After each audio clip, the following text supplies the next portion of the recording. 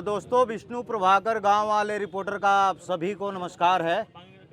धर्मात्मा निषाद का आज ब्रह्मभोज कार्यक्रम है और समाजवादी पार्टी के संदेश वाहक के रूप में पिछड़ा प्रकोष्ठ के प्रदेश अध्यक्ष राजपाल कश्यप जी, संत कबीरनगर सांसद पप्पू निषाद जी और तमाम समाजवादी के पूर्वांचल के तमाम वरिष्ठ नेता पहुंचे हुए हैं। अच्छी बात मुझे ये लगी कि किसी भी समाज के साथ कुछ गलत हो तो राजनीतिक व्यक्ति को उनके परिवार में आना चाहिए।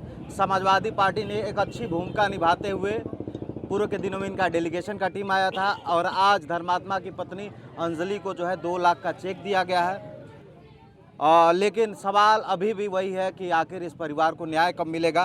अध्यक्ष जी, ताकि पूर्व के दिनों में भी आप आए थे, आज 2 लाख रुपए का चेक दिया आप, इसके लिए मैं आपको धन्यवाद देता हूँ। समाजवादी पार्टी किस तरीके से इस परिवार की मदद करेगी? सबसे पहले तो हम समाजवादी पार्टी के राष्ट्रीय अध्यक्ष माननीय श्री अखिलेश यादव जी का अपने समाज की तरफ से आभार और धन्यवाद व्यक्त करता हूं कि उन्होंने हमारे समाज के धर्मात्मा निषाद जिनकी मृत्यु हुई और उस पर उनके परिवार के लिए 2 लाख की मदद भी करने का काम किया। और हम लोगों को पीड़ित परिवार से मिलने के लिए पहले भी डेलीगेशन भेजा और हिम्मत हौसला बढ़ाने के लिए पुनः भेजा। हमारी पार्टी पहले दिन से इस परिवार के साथ में खड़ी है और जिसके साथ में भी अन्याय अत्याचार होता है उत्तर प्रदेश में, समाजवादी पार्टी खड़ी रहती है। और ये तो बगल का योगी आदित्यनाथ का जिला है, बगल का, उनको तो देखना चाहिए, मुख्यमंत्री जी को देखना चाहिए। मुख्यमंत्री जी का कोई मंत्री नहीं आया तो क्या सरकार है? सरकार नाम की चीज़ नहीं है, गुंडागर्दी है। अगर कोई आपको लगता है शासन सत्ता दबाव, गठबंधन पार्टी का दबाव यही कारण है कि ये चीज़ें खुल के नहीं आ पा रही? निश्चित तौर पे है, इसमें कोई वो नहीं है। वो जनता भी जान रही है, समाज भी जान रहा है, पूरा देश भी जान रहा है। इस बीजेपी सरकार में जिस तरीके का अन्याय अत्याचार हो रहा है और जो अन्याय अत्याचार जिसके ऊपर होता है, अगर वो आवाज़ उठाता है तो उसी का उल्टा उत्पीड़न होता है। जो उनकी मदद करे तो उसके ऊपर FIR लिखी जाती है।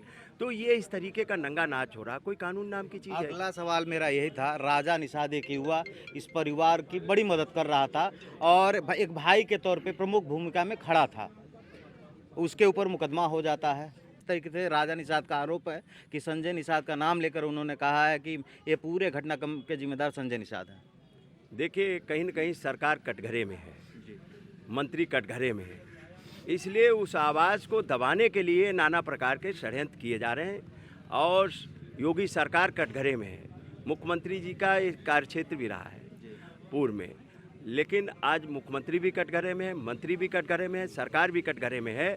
और इसलिए इस पर लीपापोती की जा रही, डराया धमकाया जा रहा है, इनके परिवार को डराया धमकाया जा रहा है, इनकी जो मदद कर रहा है उनको डराया धमकाया जा रहा है, जो इनके सहयोग में आ रहा है उनके ऊपर मुकदमे लिखे जा रहे हैं। तो ये तो क्या कानून व्यवस्था है?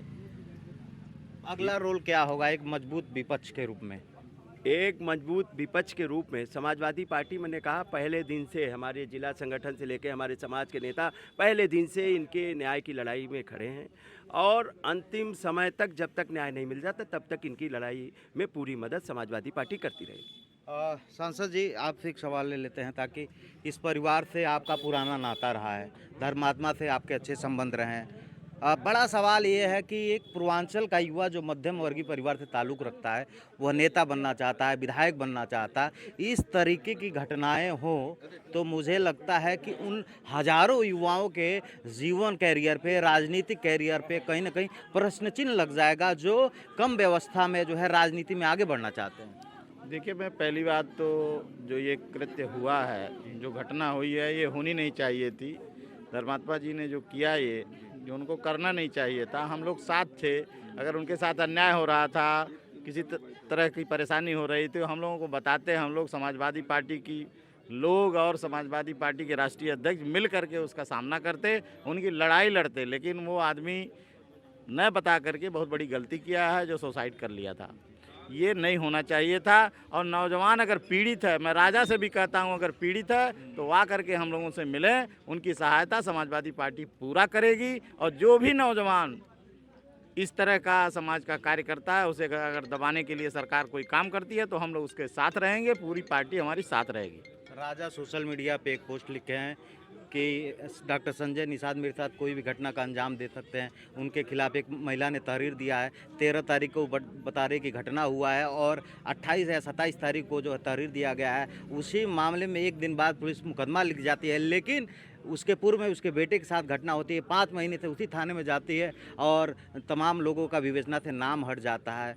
आप में कुछ दाल में काला नज़र आ रहा है आपको? बिल्कुल, ये सरकार कुछ भी करने के लिए तैयार है। अब भाई देख लीजिए, यही 4 लोगों का नाम जो सुसाइड में लिखा था, एक गरीब आदमी को जो असहाय व्यक्ति था उसके नाम से FIR कर दिया, 2 उनके लड़के और माननीय मंत्री जी का नाम निकाल दिया। तो इस तरह से गरीबों का फंसाने का काम करते हैं। जो इनके मंत्री हैं, इनके लोग हैं, उनको बचाने का काम ये सरकार करती है और उनके खिलाफ अगर कोई बोलता है तो उसे दबाने का काम राजा निषाद के साथ ये सरकार कर रही है। ऐसा नहीं किया जाएगा। अगर राजा निषाद हम लोगों के संपर्क में आते हैं तो उनकी पूरी मदद की जाएगी। पूरी पार्टी की तरफ से हम लोग उनके साथ खड़े हैं। अगला रोल क्या होगा, ताकि आप सदन में हैं, क्या ये आवाज़ सदन में गूंजेगी? देखिए, ये आवाज़ हम लोग पूरा सदन में रखे हुए हैं, समाज के लिए रखे हुए हैं। संजय निषाद तमाम आज कहते हैं कि समाजवादी पार्टी कब से ऐसी हुई। समाजवादी पार्टी अगर न होती तो संजय निषाद जैसा नेता यहाँ जो भगोड़ा दलाल पैदा नहीं होता, लेकिन समाजवादी पार्टी ने पैदा कर दिया। अभी एक बयान भी उनका वायरल हो रहा है संजय निषाद का। अमरिंदर जी यहाँ बैठे हुए हैं, जिसमें वो जिक्र कर रहे हैं निषादों के सबसे बड़े दुश्मन कोई है तो समाजवादी पार्टी के लोग हैं। फूलन देवी को मरवा दिए, जमुना निषाद को मरवा दिए, ऐसे ऐसे नाम ले रहे हैं सोशल मीडिया पर अपने पोस्ट से। वो इस पर क्या प्रतिक्रिया होगी आपकी? अब कुछ कहना नहीं चाहिए। समाजवादी पार्टी का तलवा चाट करके उनका एक लड़का सांसद हो गया और पार्टी बना लिया, लेकिन ये समाज को झूठ बोल करके, तमाम गुमराह करके आरक्षण के नाम पर उन्होंने जो राजनीति चमकाई, अपने परिवार को आरक्षण ले लिया। आने वाले 27 में उनको पता लगेगा। और समाजवादी पार्टी, कहा गया कहावत, जो पंडित शादी कराता है वो पिंडा भी पराता है, तो समाजवादी पार्टी उनका पिंडा भी पराएगी, इसमें कोई शक नहीं रहेगा। अमरिंदर जी, आपसे एक सवाल ले लेते हैं। सोशल मीडिया पे वीडियो वायरल हो रहा है, संजय निषाद बोल रहे हैं कि निषादों का हत्यारा समाजवादी पार्टी है, फूलन देवी के हत्यारा समाजवादी पार्टी हैं, जमुना निषाद के हत्यारा समाजवादी पार्टी हैं और आप खुद उस समाजवादी पार्टी में हैं। देखिए, संजय निषाद वो झूठों के साथ हैं, समाजवादी पार्टियों का हत्यारा कर रहे हैं। फूलन देवी के हत्यारा आज भारतीय जनता पार्टी में है, शेर सिंह राणा, जो संजय निषाद उनके साथ हैं। और फूलन देवी जी को सदन में पहुंचाने का काम समाजवादी पार्टी ने किया। स्वर्गीय पिताजी को भी जब से राजनीति में आए, लगातार चुनाव हारने के बाद भी लगातार समाजवादी पार्टी आगे बढ़ाने का काम कर रही थी। और पिताजी के न रहने के बाद भी आज हम लोगों भी समाजवादी पार्टी आगे करने का काम कर रही है। तो हम कैसे कर सकते हैं?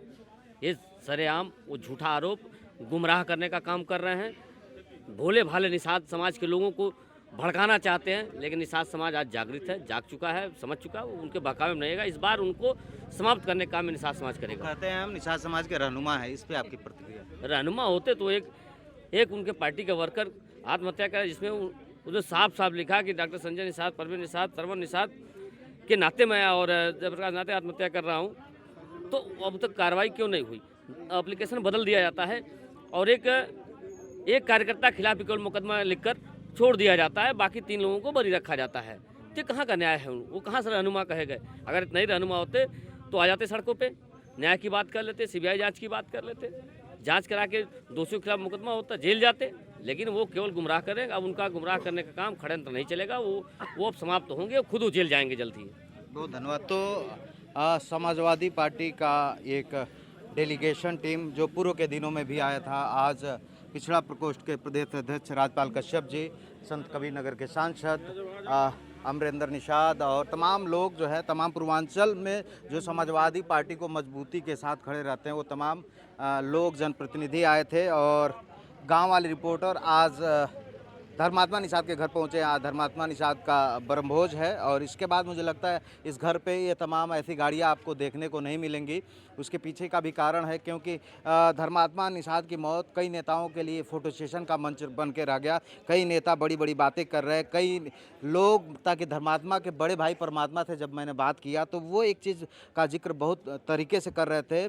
कई लोग आए, फ़ोटो क्लिक किए और उस परिवार का दुख भी नहीं जानना चाहें और ना समझने की कोशिश की, और उसके बाद सोशल मीडिया पे उसका प्रचार होने लगा। तो सवाल यह है कि आखिर धर्मात्मा निषाद के परिवार यानी अंजलि और उसकी बेटी और धर्मात्मा के पूरे परिवार को न्याय कब मिलेगा। धर्मात्मा निषाद खुद जो है सोशल मीडिया वाल थे, जो पोस्ट लिखे थे, उनके घर वालों का आरोप है एक व्यक्ति के खिलाफ जो है नामजद मुकदमा लिखा गया है, 3 को अज्ञात क्यों कर दिया गया और जिसको अभी नामजद किया गया है उसको गिरफ्तारी भी नहीं हुई है। ये बड़ा सवाल है। गांव वाले रिपोर्टर लगातार इस खबर को प्राथमिकता के साथ उठाते रहें और आगे जो भी अपडेट रहेगा आपको बताते रहेंगे। विष्णु प्रभाकर का आप सभी को नमस्कार।